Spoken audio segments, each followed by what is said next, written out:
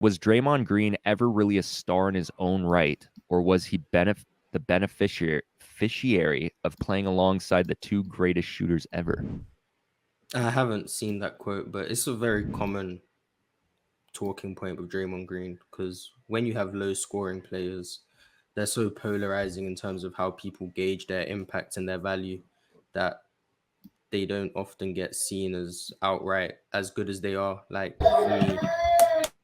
for me, it's a very common thing. Like Ben Wallace is very similar in terms of on the Detroit Pistons. In my opinion, I think he was either the best or the second best player on that team.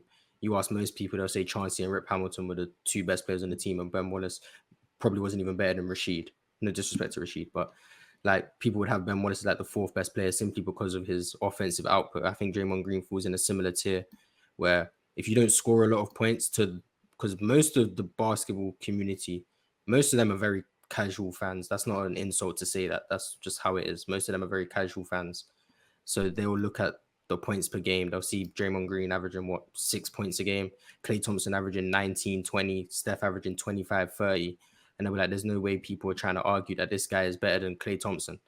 But for me, you look at how Draymond Green impacts that. The Golden State Warriors dynasty, quote unquote, is a more of a defensive dynasty than an offensive one. If you look at how good our defense has been versus our offense is a lot more up and down. Besides the KD years and the 73 and 9, obviously those were elite on both sides of the ball. But if you look at us last year, our defense was number one or number two, and our offense was like middle of the pack. 2015, I can't remember where we ranked. I'll check right now because I don't want to misquote ourselves. And even in 2021, the year we missed the playoffs because of the play-in, our offense was terrible and our defense was top five, and that's why we were winning games. Draymond Green is the catalyst for all of that. He's our defensive anchor. He's the most impactful defender. He's the reason our defense has been so great. But people want to, I guess, move past it because he doesn't score a lot of points. He's also, in my opinion, at the very worst, the second best passer on our team. I'd maybe make the argument he's the best passer on the team. But he brings so much to the table where I think I'd argue Klay Thompson benefits more from Draymond Green than the reverse. Because Klay Thompson can't create his own shot to a very high level. Draymond Green is the one getting him the ball. Steph Curry is the one who's getting him the ball. He's more reliant on other people around him offensively than Draymond Green is relying on other people around him defensively. And that's where both their value comes from. Klay Thompson's was a very good perimeter defender. But the reason why he was able to be a very good perimeter defender is because when you have a guy like Draymond Green behind you, it's easier to be a very good perimeter defender. Drew Holiday is a very good perimeter defender, but he's looked his best on defense when he had guys like Giannis and AD behind him. It doesn't make him a worse defender, but there's more valuable people behind him that makes his job easier.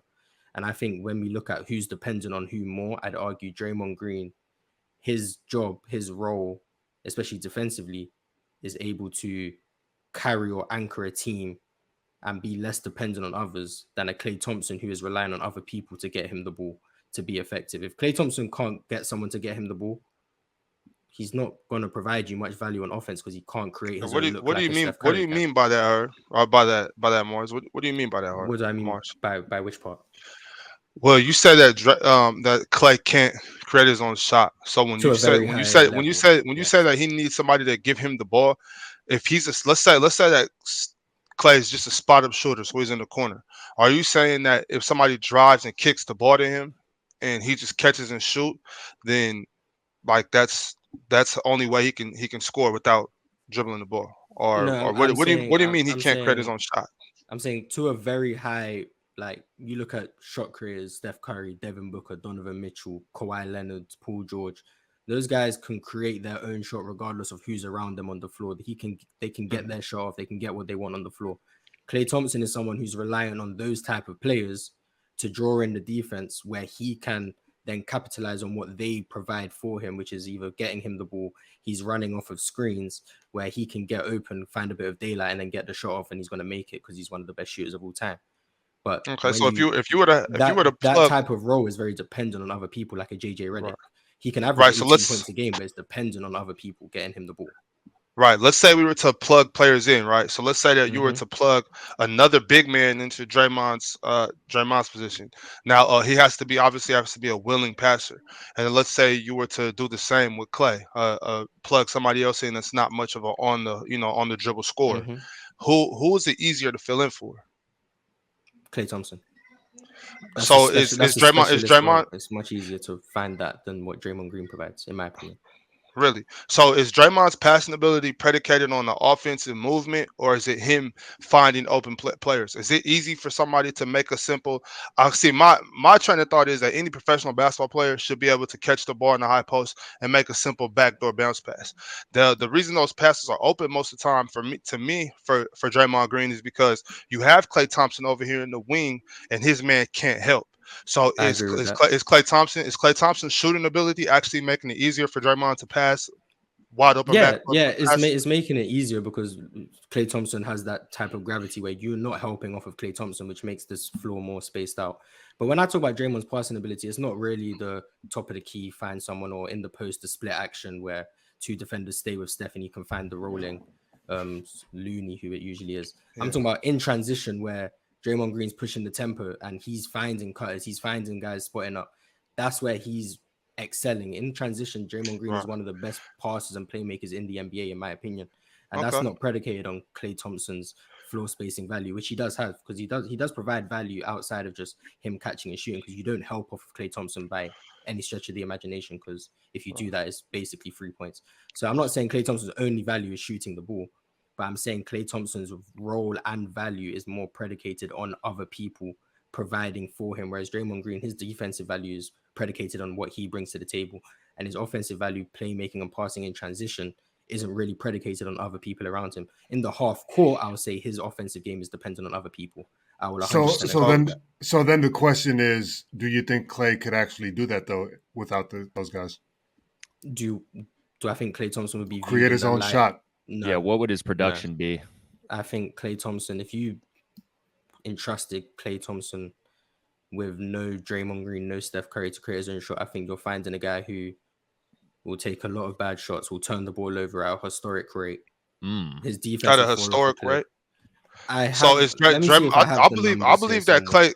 So you said Klay Thompson's ability to play defense on the perimeter is predicated on having Draymond behind him. No, not predicated, but it's enhanced. It's easier. Okay, so has Klay's defensive ability ever? Not only Klay, but Andre Iguodala, Harrison Barnes, have those guys' defensive ability not helped Draymond? It helps for sure, but I mean, you look at 2021, we didn't have great defensive pieces. It was. I'm not even going to use Kelly Oubre. Once again, I've already spoken. I think had great defensive pieces. I think Andrew Wiggins is just as good, if not better. Andrew Wiggins in 2021, he was a good defender. He wasn't a negative by any means, but he wasn't the 2022 Andrew Wiggins. He took a further jump. I think just getting used to how we wanted to play defense and how important Draymond Green was. I think he adjusted to that in 2022. But I think, Andrew Wiggins was a positive defender. Steph was a neutral, maybe slight positive. And then you've got Kelly Oubre, Looney, who wasn't great. Like, Draymond Green can anchor a great defense with or without elite pieces around him. Even in 2015, I'm not going to call Harrison Barnes elite. Klay Thompson wasn't an elite defender at that point, in my opinion. Steph was a liability in 2015. And Draymond Green and Bogut were still leading I think the best defense in the NBA. So what about Andre Iguodala? Off the bench, Iggy was a good defender as well, for sure. I'm not saying you don't put a bunch of terrible defenders around Draymond Green and you get one of the best defense in the NBA. You put competent pieces and you have one of the best defenses, especially in the playoffs. So in 2015, who was a better defender, Andre Iguodala or Draymond Green? Iggy. Draymond Green, in my opinion. Draymond Green, that's what I'm trying to get to, Morris. I'm not sold on this Draymond Green being the defensive stopper narrative. Why would it be Iggy? No, he didn't say he's a defensive stopper, though. I said he's the best defensive player on the team, but why would Iggy be? Yeah, you could be the best you could be the best defender on the team and not be the defensive stopper. Because Iggy was more responsible for point of attack, perimeters, wing defense, but Draymond Green, in terms of anchoring the whole defense, his rotations, his backline defense, his pick and roll coverages, he was still the best defender on the team, in my opinion. And even those numbers that people like to go to, which is Iggy guarding LeBron in the finals, I don't know where ESPN got those numbers from, but we were in the Discord a couple months ago. We watched every single possession LeBron James had being guarded by Iguodala, and LeBron shot like 50% in those possessions, 50 or 45%, something like that. And he actually shot worse when Draymond Green was guarding him. So I don't know where the stats came from. I don't know how ESPN got those stats. I don't know how they track it. But most people in the Discord will vouch because we watched every single possession LeBron James had guarded by Iggy. I think he was like 9 for 20 or 10 for 20 the whole series being guarded by Iguodala. And then he had like 6 turnovers or 7 turnovers. So the turnovers, that's fine. But Draymond Green, technically, you could argue, slowed down LeBron James more than Iguodala, which is another point as to why I don't think Iggy deserved that Finals MVP. But for me, the whole point was Klay Thompson's role and his value is more predicated on other people than Draymond Green's is, which is why I don't agree with what Zach Close said, because I think it's just wrong. It's the player choice way. Yeah, them boys don't get it started. The player choice way. Yeah, the player choice way. Come and switch lanes into the player choice way.